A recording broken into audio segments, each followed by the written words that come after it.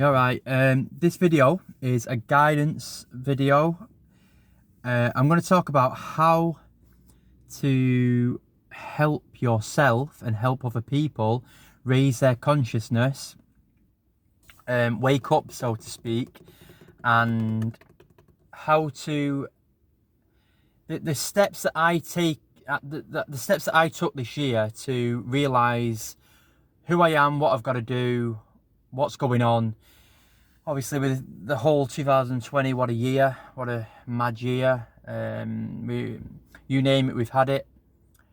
But in all honesty, I think this year's been, apart from the deaths, apart from the scares, apart from people being upset and stuff, this year can be flipped and actually be taken as a positive.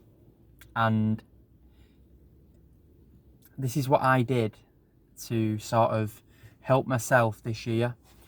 When the virus first came about and it was lockdown, the first lockdown, there was nobody who panicked more than me about it.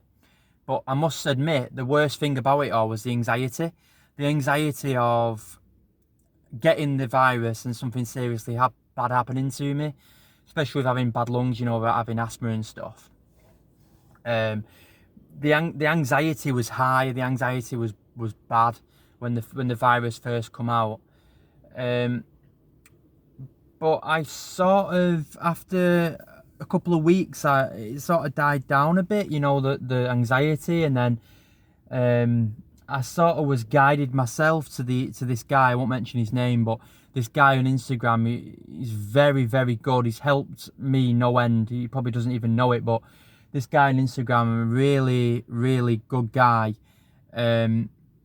was sharing things, doing videos.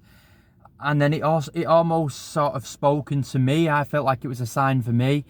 And I listened to every single word he said. I took advice. I took guidance. And it worked big time. It works big time. But here's what I started doing to evolve myself, to raise my own consciousness, and to get back to reality of where we need to be. So the first thing I started doing, first thing in the morning, before anything, as soon as I woke up, before anything, I prayed. I did a meaningful, coming from the heart prayer. I think people, when they first start praying, they don't really know what to pray. They don't really know what to say, you know what I mean? They get confused and they don't know what to pray for or what to say. To me, it sort of come naturally. I'm not going to tell you what to pray for, but for me personally, it was just me showing gratification for me being alive. Really, really helped. And when I said a prayer and when I was praying in the morning, the first thing I wanted to do was name things I'm grateful for, name things that I love to do. And I told God in prayer that what I like to do, what I love to do, what I'm grateful for, why I'm so happy to be here. And because I know a lot of people, when they wake up, the first instant, the first mind, what you think of straight away is, don't really want to do that today. I've got to do that today. And it starts off your day with a negative, you know what I mean? Straight away, you feel negative. Oh, I've got to work today. Oh, I've got to do shopping today. Oh, I've got to do this, got to do that, got to speak to this person. The best thing to do when you wake up straight away is think of one thing that you're so grateful for, and the reason why you're alive, and the reason why you strive to do what you're going to do. So the first thing I did in the morning was prayed, and I told God what I love to do, and what I'm thankful for. And it straight away, it sets your day, your whole day up on a straight away, first instant positive.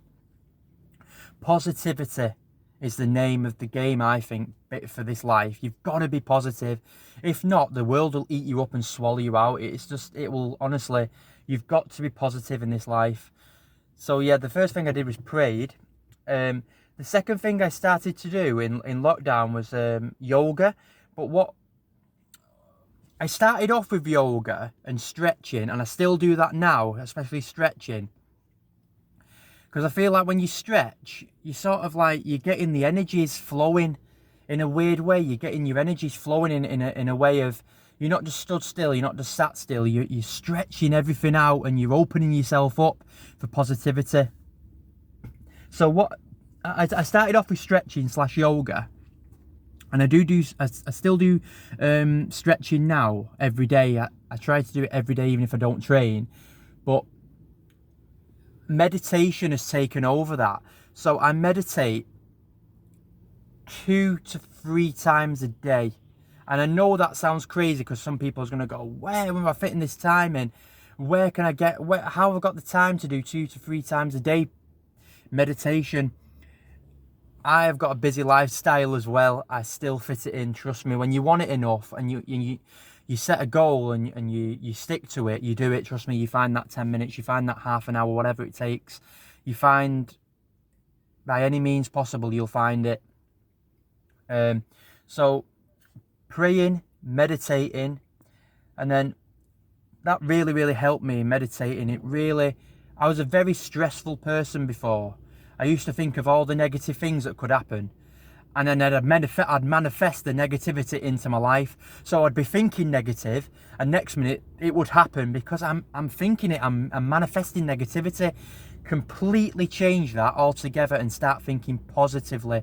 Get rid of the negativity out of your mind and start thinking positively. So when I meditated and when I was doing meditation, I started to think of love, and every time I thought of something negative, or started thinking of fear or something that's going to hurt me or something that's going to happen, I slashed that out and replaced it with love straight away. And the love overcome the fear, the love overcome the hate, the love overcome every emotion I was feeling. Love overcome it. Meditation has taught me that. I open myself up. Obviously, you've got chakras going right down your body. The chakra meditation is brilliant because it helps every chakra overcome. You need healing because, trust me, this world is difficult and it will eat you up and swallow you out, as I keep saying. You need to meditate. You need to heal yourself. The next really positive thing I did was start eating, cut meat out completely and have vegan food. It's helped me no end. I've lost weight. I feel better for it. I feel better that I'm saving animals. I've always loved animals. I never really understood why I ate meat. It was just sort of, you just do it, don't you? It's just the norm. Everyone eats meat, so you just follow along. No, get rid of that. You don't need meat. You don't harm animals. By hurting animals, you're only hurting yourself, really, in fact, because animals are souls. Animals are like us. People need to start treating animals better because they're just like us. You know, if animals were treating us like that, we wouldn't like it, would we? So we've got to think of the animals as well. So I completely shut out meat, completely got rid of that. I've been vegan now for 2 or 3 months, and I'm very proud of that. I'm very proud of that I'm a vegan. So yeah, them 3 steps straight away: praying, meditation, and going vegan were very positive things that made me feel good inside, and it made me feel so much better about my personality. Sorry, not personality, better about me as a person.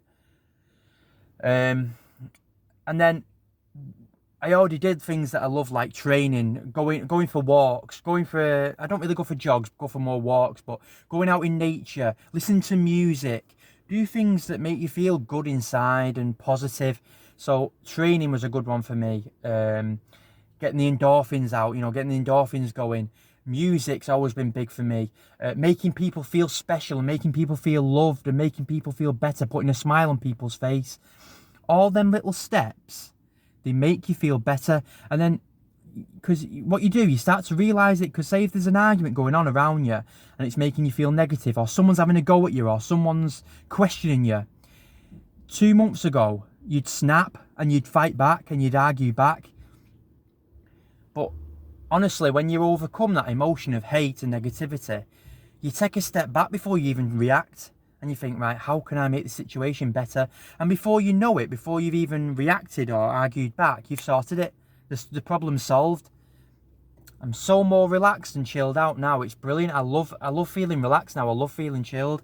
Because instead of feeling negative and arguing back, I've squashed that and turned it into love, replaced it with love. And it helps so much. So yeah, praying is a really good one, because you you're speaking to Christ conscious, you're speaking to God, you're speaking to Jesus Christ, you're speaking to higher beings above you.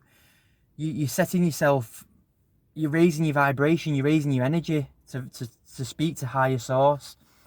Because I feel like if you believe in Jesus, or you believe in God, or you believe in being a good person, you get laughed at in this life. It's like, sorry, let me just turn the light on a sec. You can't even see me. Is it even working? Never mind, it never worked. Yeah, you sort of get laughed at, and you sort of people start thinking you're a weirdo or something. Why? I don't understand, and I'm so confused why it's suddenly gone like that. Why is this the new norm now? To believe in Jesus or to believe in God is weird. We need to get back to them times. Have you noticed now that if people people are